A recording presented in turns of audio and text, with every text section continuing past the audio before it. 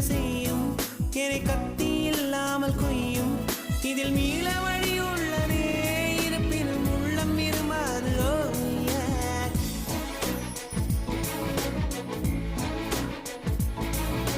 விழிகளின் அருகினில் வானம் வெகு தொலைவினில் தூக்கம்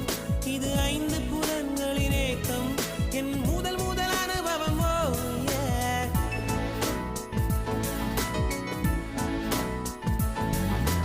ஒலியின்றி உதடுகள் பேசும் பெரும் புயலென வெளிவரும் சுவாசம் ஒரு சுவடின்றி நடந்திடும் பாதம்